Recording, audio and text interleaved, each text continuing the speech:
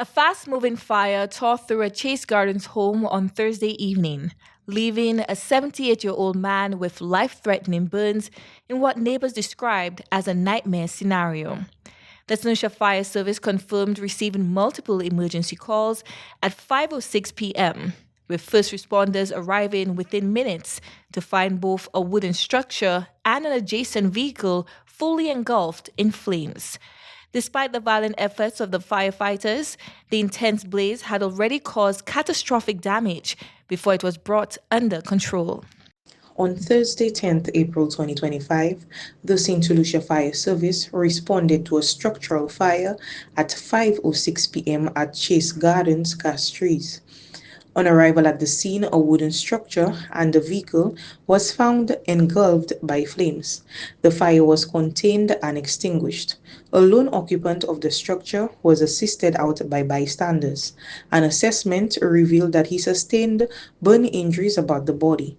He was assessed, treated, then transported to a medical facility for advanced medical care. The origin and cause of the fire is currently under investigation.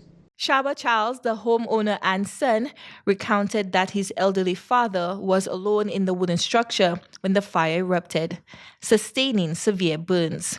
Disturbing footage shows the man attempting to fight the flames when his hair suddenly ignited, leaving him screaming in agony before collapsing to the ground in shock. From upstairs, Charles' daughter-in-law heard his desperate cries and immediately alerted her husband for help. The camera caught him when he came outside, and he actually tried to put out the fire somehow, but he wouldn't be able to. He took a bucket of water, trying to put out the fire, and trying to go back into the house, he got burnt. He got burnt, the fire caught his hair. As soon as that happened, he just released the bucket and he ran back, and he started screaming, he ran back right there. And then my wife heard him screaming, and that's what alerted her. Because she was in the house tending to the child. She heard my father screaming. She came out, she saw my father screaming, and she saw the blaze, and then she called me right away. Charles felt furious about the destruction, but his anger quickly turned to heartbreak as he saw his father's devastating injuries. The initial moment upon seeing the fire and whatnot, I was very upset. But at the same time, I saw how critically burnt he was, so I couldn't just take out my frustration on him. I was feeling sad, and I inquired to the fire service that, did you call the ambulance? And they said yes, the ambulance is on its way. The ambulance took a little while longer, but it did come, and we were finally able to take him to the hospital. While the exact cause remains undetermined, investigators traced the fire's origin to a corner of the home after a thorough examination of the scene.